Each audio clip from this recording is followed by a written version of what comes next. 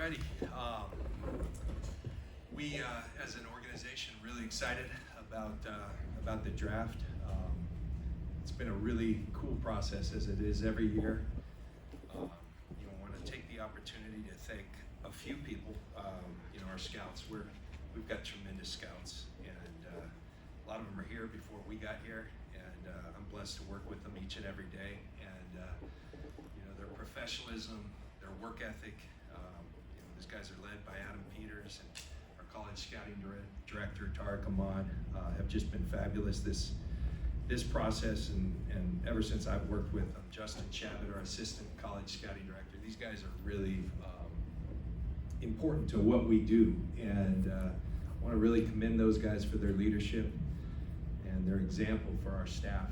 And we are extremely, I put our college staff against anyone. And along the same lines, our R&D department, we lost a couple of key guys a couple of years ago with Kwesi leaving and Demetrius Washington, and we're really fortunate that we haven't skipped a beat. Matt Ponsky leads our R&D department in a really cool way. And then of course our coaches, Kyle and our coaches, they're very integral to our process. And this year, it's kind of cool because it's a seamless process that's a well-oiled machine now. So when guys like Steve Wilkes come in, they learn real quick the way we do things. And it's been awesome to have a new set of eyes, and in a couple different instances with Steve and Clint Kubiak, some different perspectives in the meetings as well. Frankie G, Frank Gore sat in a lot of meetings, didn't say much, but sat back and took a lot of mental notes, and it's been cool to share the process with him. And I think we're ready. And I'm not going to have much to do on Thursday, but we'll continue to work right up till we first pick. And I've said this many times, and I'm always an optimist the way I look things, but I think this isn't just being optimistic. I think it's a reality. If you ask kind of what the themes of this draft, I think one of them is the quality of depth in this draft. And so I think that sets up well for our first pick being at 99, then having 11 of them. The quality of depth is really a signature of this draft for me. There's a lot of good football players and a lot that we like, so that excites me, and that excites everybody. And we've got to have a productive draft. You always have to be infusing youth into your team, and quality youth. And we're excited about the prospects of being able to do that. And with that, I'll open it up for questions. This is not necessarily a draft question, but I guess it is as far as the timing. What's been your level of transparency with Trey as far as what's transpired, as far as teams reaching out to you? What have you told them, and where does it stand? Yeah, so generally, Matt, our policy, my policy, if we're actively trying to trade a player, not trying to, or if we're having discussions, for instance, last year with Mike McGlinchey, it became apparent that a year away from that, it was going to be tough to re-sign with Trent Williams in the building and the reality of our roster. I brought Mike McGlinchey up and said, hey, Mike, I never, from being a player myself, I never want you to hear from anyone else that you're being shopped. So I'm telling you, we are going to talk to some teams. If we're fielding inbound calls, I think I'd be doing that every single day if I'm telling every single player. I do think with the sensitivity of Trey's position, maybe a little different. So Trey and I have talked, and we're on the same page, and Trey knows exactly where the situation is. His mindset is all about competing, and I think that's exactly where his mindset should be. We're excited about the position he's put himself in with the work he's done this offseason to, number one, get healthy, number two, improve upon some things that he really wanted to improve upon. And we don't get to watch all of his workouts. I've got a good view, and he's definitely excited, and I think he has reason to be. And so yes, there has been good communication, and we're excited about Trey's ability to go compete for a job. How do you characterize the calls that you get about him? Are there offers made, or is it just kind of feeling you guys out about? I think there's a lot of smoke, really. It hasn't been extremely active, and it's not like we've put it out there that, hey, we're taking offers for Trey. Trey, call 1-800. That's not been the process. People's job in this is to ask questions. Has that happened on a couple occasions? Sure, but hasn't been that substantive. And like I said, we're focused, as is Trey, on his ability to compete and play an integral role on this team.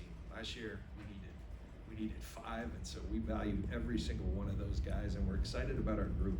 We really are. Have his agents reached out to you about potentially moving him if he doesn't get an opportunity to play? No. You mentioned Frank Gore. I mean, is that sort of laying the groundwork for him joining the front office or the scouting staff at some point? And then you also mentioned Tarek and Justin.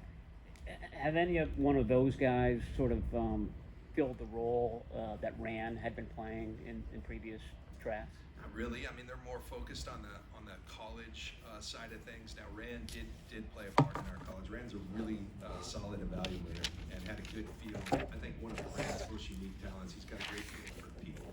And so Rand was tremendous with the 30 visits, with the combine, just getting to know people and having a great feel for that. So we collectively, those guys are skilled at that as well, but different roles, Matt. But they're both incredibly valuable to our organization, and we've kind of made do without Rand. But you're gonna feel it when you lose a guy like that, and just miss having him around here. He's one of the good people that I've worked with. So. And Frank. Oh, and then Frank. A couple of years ago we had Staley in here.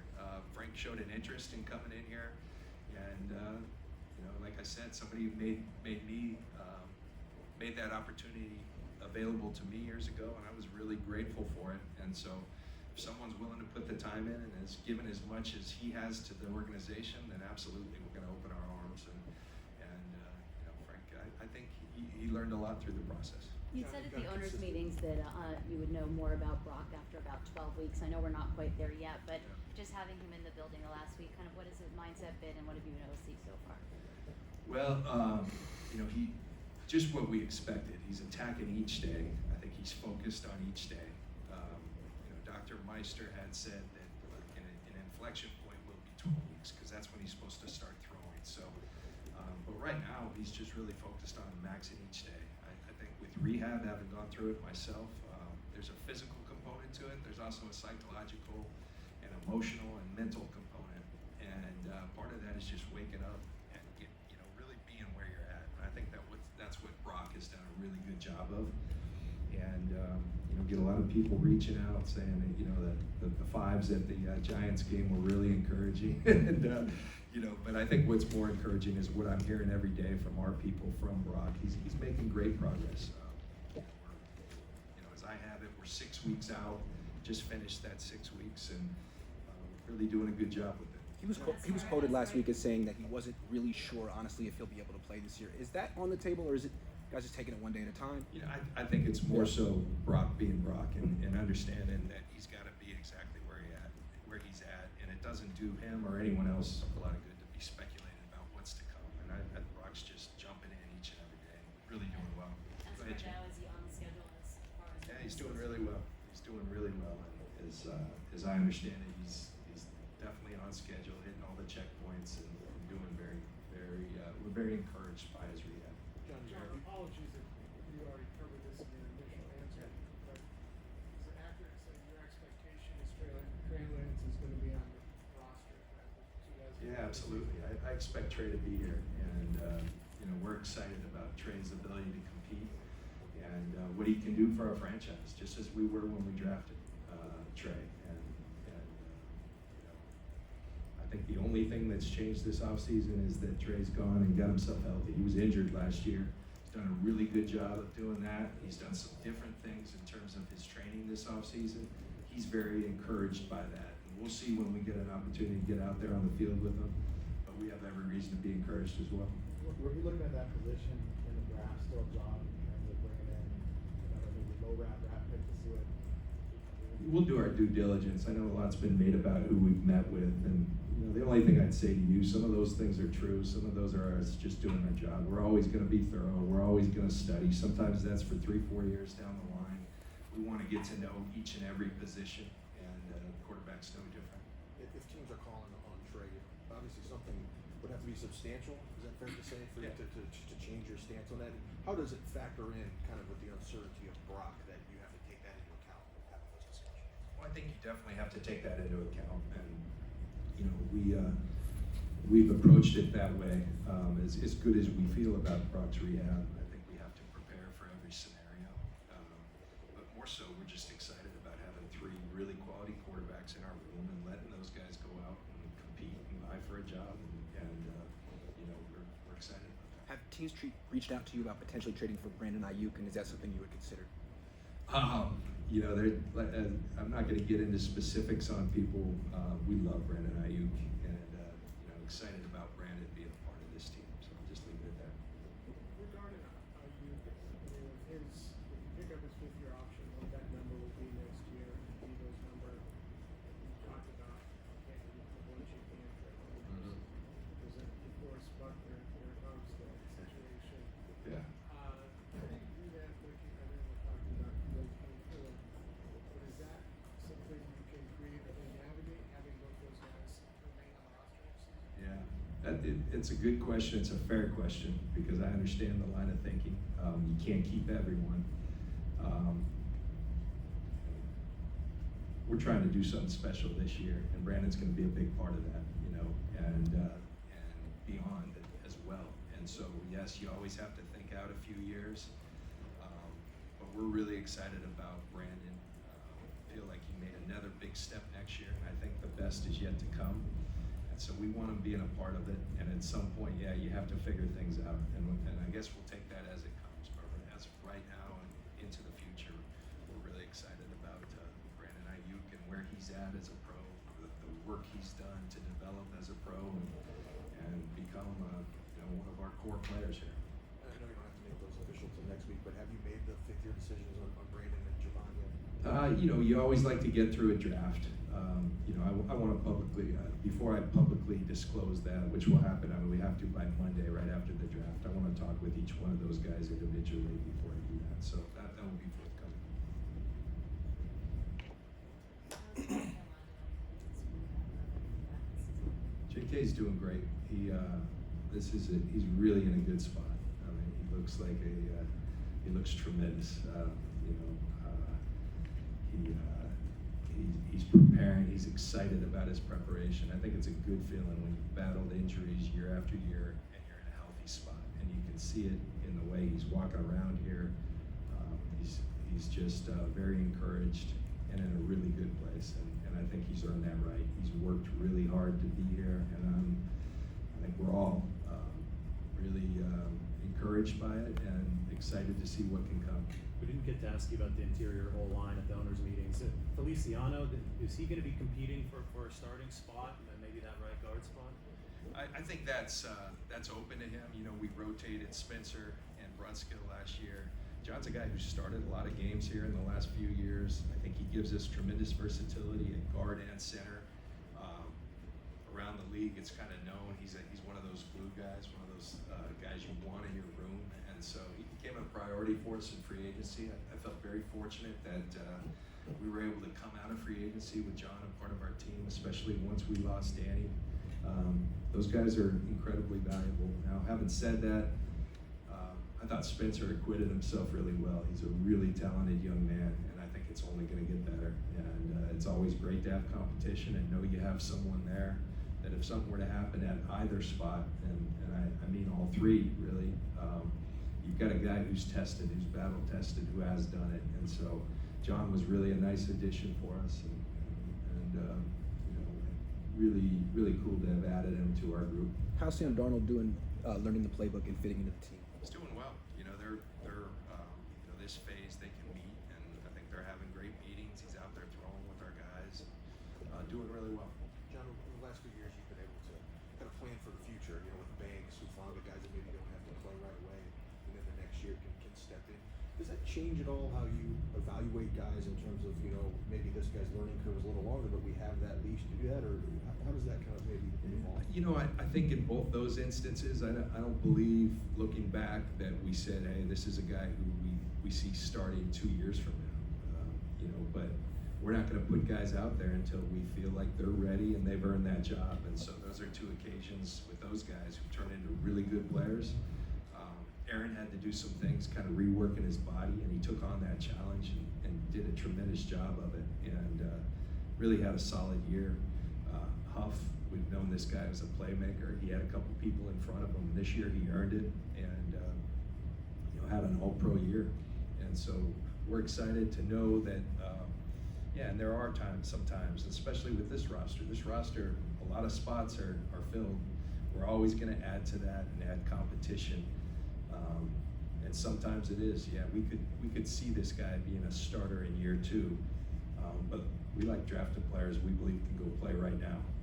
And is that more difficult when your first pick's at 99? Sure. And is that more difficult with a roster that's constructed like ours, where a lot of the spots are somewhat spoken for? Sure. But we want to continue to add players who add to the competition and make us a better football team. You have so many picks from 99 to the end of the draft that it's open to you to take 4 or 5 of them, and go get someone you really want. How do you balance that with also wanting just a lot of picks just so you can hit some more? Yeah, that's something you have to take. We've had drafts where we're incredibly active, and last year we didn't make one move. That wasn't for lack of trying. We tried to move around, nothing came to fruition. I think a lot of that's just sitting there, and it's kind of painful to do when you're sitting there, just as it was last year. We picked at 61. It's a lot of sitting and waiting and seeing names go off that you really like, and then, I think what you start doing is saying, hey, if all the players we like are starting to go, okay, now is this an opportunity for us to move up and go get one of the last few that we really have a high grade on? Those things can factor in. But, I mentioned the quality of depth on this draft. I really believe at 99, at 101, 102, 155, there's going to be players we really like and want to add to our team. That has me encouraged. Is Nick Sikel someone who could compete at right tackle, or do you see him more as an interior offensive lineman? Probably more as an interior, but he is a guy, when we speak of him, we talk about five position flex. I mean, I think Nick has that in him. Nick, just talking to our strength coaches, he's a guy really having a great offseason. He's just been here the entire time, making a lot of progress in terms of his strength, his explosion. He's the right type of mindset, and he's a really good talent. I'm excited about his future. What's your confidence level in signing the other Nick in the next 3 months? And is it a non-starter team's call to ask about his trade availability? Yeah, that hotline's closed. That never opened. So, as for the other thing, we're going to focus on this draft, and then, I've stated many times that's a priority for this offseason. History says that we have a really good track record of doing that and making that come to fruition, and I'm excited about working on that when the time comes. Is he in Florida as usual? Mhm. Training camp? Yes. John, you guys also Doing what the bosses do. you guys also have a pretty good track record of finding talent in the kind of middle rounds, third through 7th. Can you shed light on what it is that has made you guys so successful finding guys who are, starters and even stars? Yeah. I think,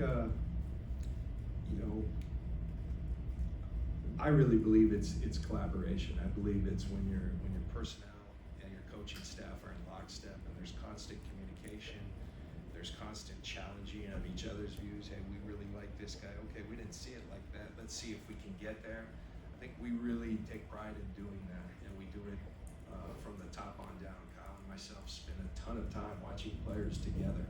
And so I think when you do that, and you do that throughout the draft, that gives you an opportunity to really hit throughout the draft at any pick. And I think that's something we've done. I think one of the things too we forced ourselves to do early on is really not just be vague about what we want at each and every position, but really talk about the traits we want at each position, both physically and mentally, and in the spirit, we call it, of each position. And so I think we've done a nice job of defining that, so that when you're in those meetings, everyone knows who's the Niner.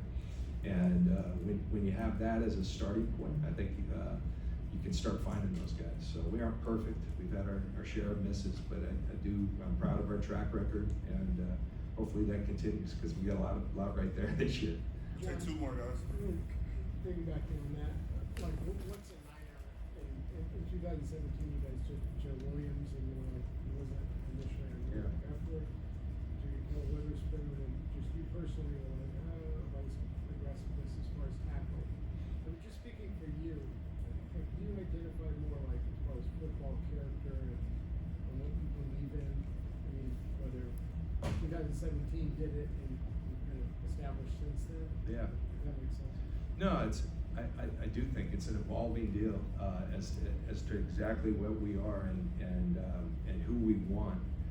But I can tell you the bedrock of those things, we want tough, dependable, fast. You know, we don't need rocket scientists, but we need smart football players. We want people that are contagiously competitive. You know, do you make people around you better because you're so darn intent upon getting better and competing each every day? Those are the kind of guys that play well. And then we like physical players. And I think such that we play with such a physical mentality. I think our mentality is a lot about attacking on both sides of the ball and on special teams, such that when you have someone who's not a fit, it stands out. You don't really have to. So I do think that when we've missed, it's been more that spirit part than it has been the talent. The talent we're pretty good at identifying. I think it's probably the spirit, and so we spend a lot of our focus on trying to learn as much, and that's where the scouts, you really have to rely on the scouts to get to know these players over a course of time, and then sometimes you have the opportunity to meet them yourself, and you put as much time as you can there. So.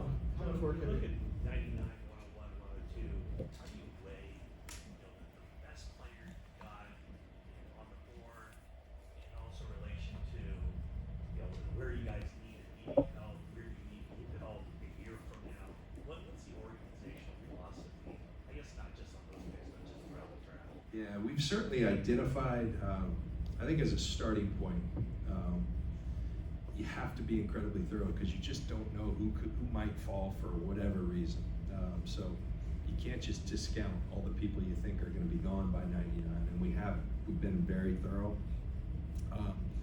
And then, Matt, what I talked about, the things that we covet from multiple different perspectives. And then a lot of it is who's going to be there. Last year I can tell you we never thought Drake Jackson would be there when we picked. There was another guy who we liked along with Drake, and both of them were there. And we never would have thought that both of them would have been there at 61. So that's another great lesson that you just have to prepare for everything. Some of it's about position needs as we see it. Yeah, we have priorities on what we've identified, but ultimately you want to take football players that are going to make your team, going to be around here for years to come, and make you a better team. And so kind of a combination of all those things is how we take it as it comes. And it's going to be a long wait watching a lot of players that you really appreciate go, but I keep saying it because I am truly confident that we'll come up with some players that we really like there and that are going to help us right away and into the future. Last one, Ken. Just one more quarterback question. Yeah. How thorough were you guys? Did you look into Lamar Jackson, and is that a possibility also? You look into everything, and we seem to be linked to each and everything. I can tell you, I think it's how convicted we are on Brock, on this current group of guys, that why you're not doing your job if you don't look into things.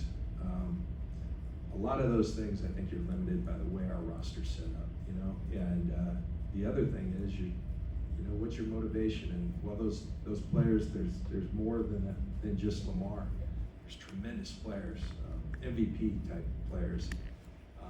We really like our guys, and we like where we're at. We like our complete roster and how they fit for multiple reasons, and we're excited about that group. So just leave it at that. Yeah. All right. All right. We'll see you this weekend. Thank you, guys.